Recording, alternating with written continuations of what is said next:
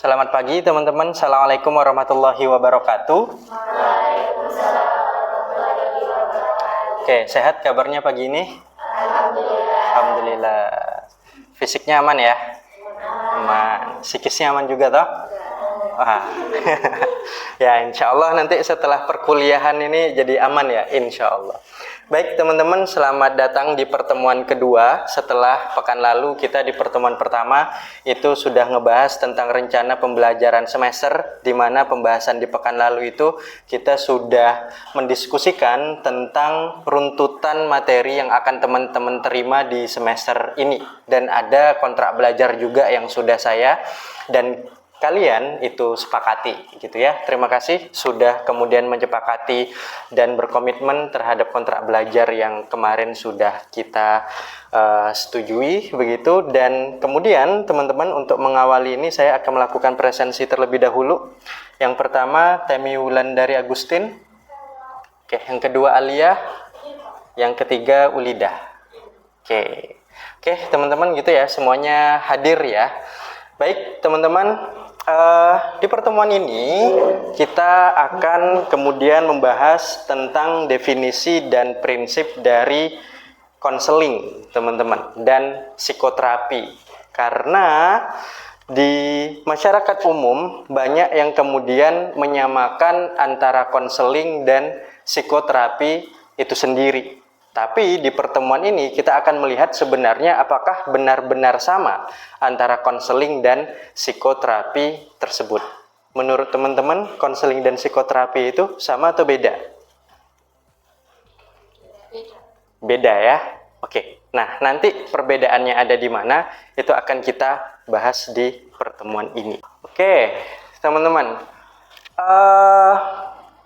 Secara umum teman-teman, memang konseling dan psikoterapi itu berbeda.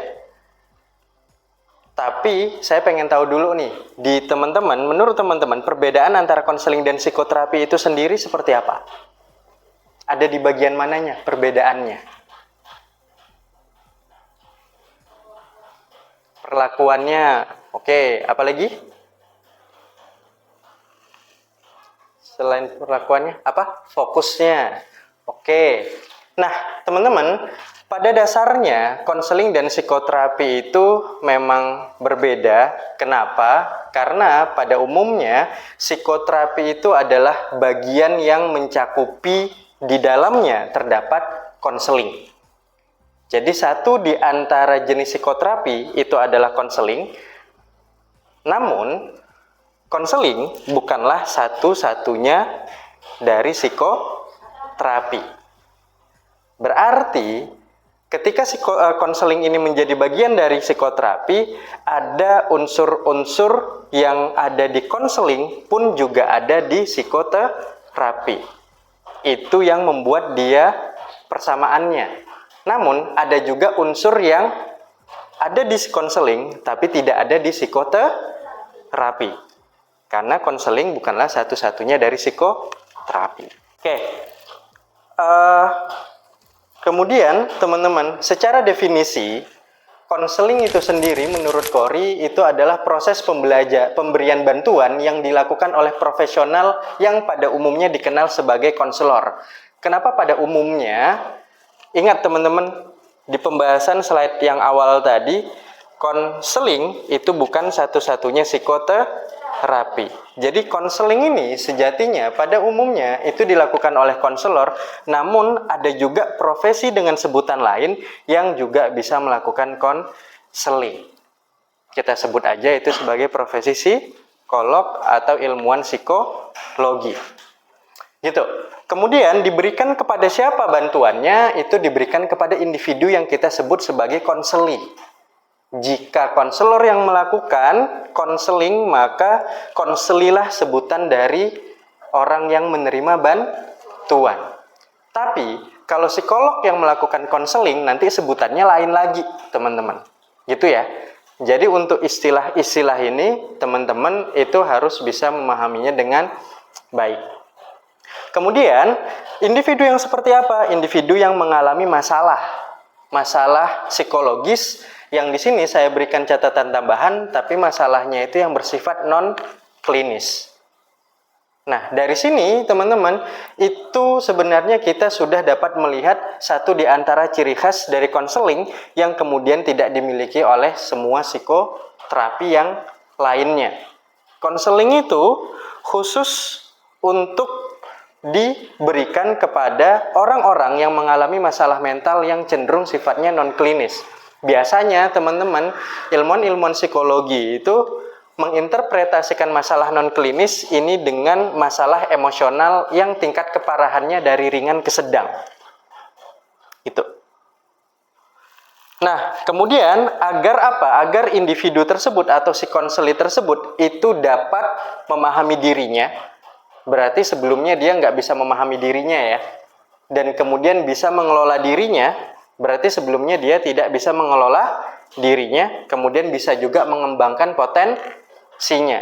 Berarti sebelumnya dia nggak tahu potensinya apa, lalu nggak bisa mengembangkan potensinya. Nah, jadi masalah-masalah non-klinis itu, teman-teman, itu masalah-masalah yang sampai pada tahapan permasalahan orang belum bisa memahami dirinya, orang belum bisa mengelola dirinya dengan baik, dan orang juga belum bisa mengembangkan potensinya dengan baik. Gitu. Nah, kemudian kita lanjutkan ke psikoterapi. Secara definisi, teman-teman, psikoterapi itu metode-metode.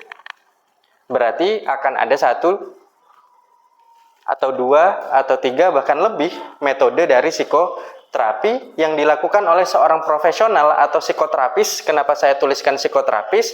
Karena bisa sebagai konselor, bisa juga sebagai psikolog yang melakukan psikoterapis ini. Atau juga bisa psikiater, juga bisa teman-teman yang melakukan psikoterapis. Tentu psikiater yang kemudian sudah mendapatkan pelatihan-pelatihan, begitu ya.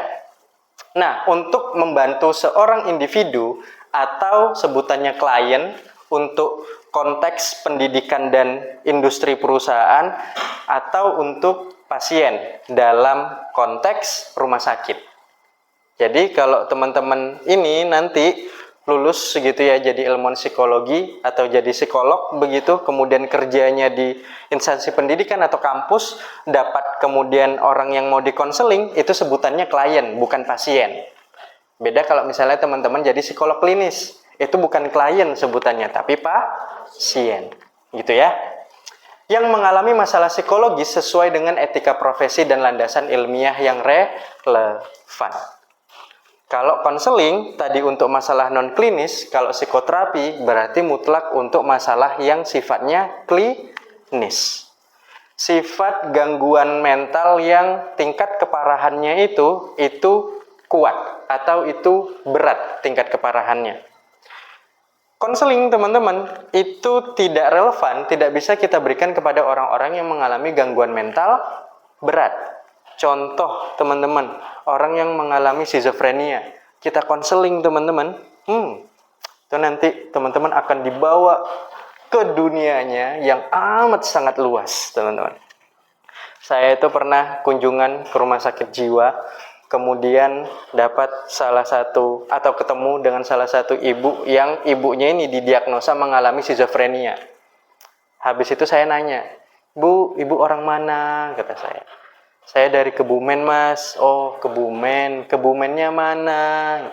"Kebumennya itu loh, Mas, yang dekat Godean." Gitu. Godean itu setahu saya itu di Yogyakarta. Kebumen itu Godean itu tidak ada di Kebumen. Habis itu saya tanya lagi, "Kesini kapan, Bu?" "Baru tadi malam, Mas, saya sampainya." "Oh, berarti diantar keluarga." "Enggak, Mas, saya diantar keluarga naik buruk." Gitu. Wah, ini nih udah mulai kelihatan waham-wahamnya. Orang skizofrenia yang mengalami waham yang seperti itu, teman-teman, kita konseling, itu kitanya sendiri yang sakit mentalnya nanti, teman-teman. Gitu. Kita kan mau memulihkan jiwa orang ya, nggak mungkin kan kita mengkonseling orang malah jiwa kita yang tidak pulih kan, gitu. Nah, untuk masalah-masalah psikologis yang berat seperti itu, teman-teman, itu nggak mungkin kita berikan konseling, kita berikan psikoterapi. Itu ya. Kemudian sebelum kita masuk ke poin ini, teman-teman, untuk definisi dari konseling dan psikoterapi, ada yang mau ditanyakan? Aman? Oke, kalau aman teman-teman, ini adalah prinsip-prinsip dari konseling dan prinsip-prinsip dari psikoterapi. Prinsip yang pertama, konseling sifatnya suportif, sedangkan psikoterapi sifatnya itu rekonstruktif. Maksudnya suportif dan rekonstruktif itu seperti apa? Suportif, konselor itu teman-teman hanya boleh mendominasi klien untuk sifatnya itu adalah pemberian dukungan saja. Hanya sebagai fasilitator. Apa dukungan yang dapat diberikan oleh si konselor kepada konselinya? Itu adalah memfasilitasi setiap kondisi emosional, setiap pengalaman-pengalaman yang kemudian berdampak buruk bagi kondisi mental si kliennya atau si konselinya, mohon maaf. Jadi, konselor itu amat sangat dilarang, teman-teman, untuk memberikan solusi secara langsung. Oh, kayaknya jenengan itu harus A, B, C, D. Nah, itu amat sangat dilarang. Bukan nggak boleh ya, teman-teman, tapi amat sangat dilarang. Karena nanti ada beberapa pendekatan konseling yang itu bisa secara direct kita memberikan solusi. Tapi, selagi solusi itu secara direct nggak perlu kita lakukan, jangan kita lakukan. Kita cukup memberikan support aja, dukungan aja. Kenapa? Hebatnya konseling ini, teman-teman, dia ada sisi edukasinya juga. Dari suportif kemudian ke edukatif. Si konseli kita dorong untuk menemukan aha momennya. Si konseli kita dorong untuk mendapatkan pemahaman tentang solusinya secara mandiri. Terus tugas konselor seperti apa? Tugas konselor itu cuman mancing doang. Istilahnya itu menstimulasi doang. Contoh, misal teman-teman ada seorang klien yang kemudian itu belum tahu tentang potensi dirinya, habis itu dia bingung pengen masuk jurusan apa. Mas, Mbak, saya itu bingung nanti kalau udah lulus itu mau masuk jurusan apa ya gitu. Lah, kamu udah tahu belum potensi kelebihan dirimu apa atau kelemahan dirimu apa gitu. Biasanya orang, teman-teman, apalagi anak SMA, itu bingung ditanya kelebihan dan kekurangannya, ya nggak sih? Nah, kemudian tugas konselor itu nanya lagi, teman-teman. Lah, kamu nyamannya atau merasa mudahnya ketika melakukan apa? Nah, ketika seseorang itu mudah dalam melakukan suatu hal itu bisa jadi satu di antara potensinya atau kelebihannya. Atau kamu melakukan sesuatu, dan sesuatu itu kalau kamu kerjakan, kamu bisa menyelesaikannya dengan cepat. Nah, itu adalah indikator-indikator dari kelebihan pribadi seseorang. Contohnya, teman-teman, kalau misalnya kita mengerjakan sesuatu, kita cepat menyelesaikannya, nah itu berarti kelebihan kita. Sederhananya gitu. Tapi kalau lama kita mengerjakannya, dan kita itu terbebani mengerjakannya, berarti itu kelemahan kita. Kelemahan kita itu belum tentu jadi kekurangan kita. Karena itu proses pendidikan. Beda sama psikoterapi, teman-teman. Itu unsurnya udah rekonstruktif. Rekonstruktif itu terminologinya itu memperbaiki kembali. Kalau kita ke ilmu disiplin bangunan, teman-teman, rekonstruksi itu artinya itu membangun kembali sesuatu yang sudah roboh sebelumnya. Berarti kondisi mental seseorang ini, pasien atau klien kita ini emang udah betul-betul rusak. Emang udah betul-betul roboh. Emang udah betul-betul hancur gitu. Nah, kita berikan psikoterapi. Contohnya misal orang yang mengalami fobia ular. Di sini ada yang takut ular, teman-teman? Ada. Gimana? Pengen diterapi oleh dosennya biar nggak takut ular lagi barangkali. Barangkali nanti teman-teman dapat suami penjinak ular kan. Nggak mungkin kan ya teman-teman nggak bakalan deket-deket sama suami itu gitu. Nah, itu nanti akan ada psikoterapi yang namanya desensitisasi sistematis. Desensitisasi sistematis itu kita mencoba untuk dihadapkan dengan sumber stresor kita secara bertahap, tapi teman-teman. Untuk awalan, teman-teman ini nengok dulu foto ular itu dari jarak 10 meter. Gimana, udah nyaman belum nengok foto ular 10 meter? Udah. Oke, ditingkatin lagi tahapnya jadi 5 meter. Nengok fotonya dulu. Udah nyaman? Udah. Habis itu 1 meter. Udah nyaman? Udah, pegang foto ularnya. Udah nyaman, udah baru didatengin ularnya, dilihat secara langsung tapi jaraknya 10 meter gitu. Udah nyaman nengok ular dari 10 meter, ular beneran, jadi 5 meter. Udah nyaman nengok ular 5 meter, 1 meter, tapi ularnya masih di kandang. Udah nyaman, udah, oke, coba sentuh ularnya 1 menit aja gitu. Tapi ularnya jangan yang ular liar teman-teman ya, gitu. Nah itu namanya desensitisasi sistematis. Gitu, teman-teman. Kemudian ada masalah situasional, emosional ringan ya, teman-teman. Contoh emosional ringan ini seperti teman-teman itu mengalami pernah merasa khawatir ketemu sama dosen tertentu, teman-teman? Pernah. Tapi nggak sampai muntah-muntah kan? Nah itu emosional ringan itu seperti itu, teman-teman. Kalau dengar nama dosen itu, teman-teman udah bergidik tuh. Udah naik tuh bulu romanya gitu ya. Sedangkan yang psikoterapi itu gangguan emosional berat, seperti yang saya contohkan tadi, fobia ular, atau ada yang juga fobia kucing kan ya. Nah itu kan unik ya, fobia kucing gitu.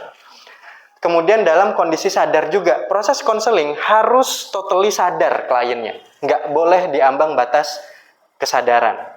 Sedangkan psikoterapi, ada beberapa psikoterapi yang dia bisa kita psikoterapi atau kita terapi dalam kondisi yang di antara ambang batas kesadaran. Contohnya hipnoterapi, teman-teman.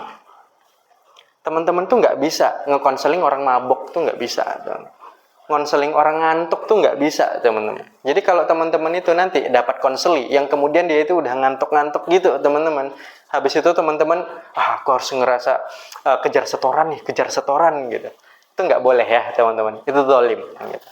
Kalau kliennya atau konselingnya udah ngantuk-ngantuk itu udah psikoterapi aja, itu udah nyaman. Tapi hati-hati, bablas tidur dianya nanti kalau di hipnoterapi kan. Kemudian konseling itu untuk keperluan vokasional, sedangkan psikoterapi itu keperluannya sudah psikopatologis. Jadi memang dari psikoterapi itu prinsipnya rekonstruktif, gangguan emosional berat, kondisi pre-consciousness, psikopatologis. Sedangkan konseling jauh lebih sederhana daripada itu. Begitu, teman-teman? Oke, teman-teman, begitu untuk materi kita di pagi hari ini. Kemudian, setelah perkuliahan ini, teman-teman saya berikan oleh-oleh.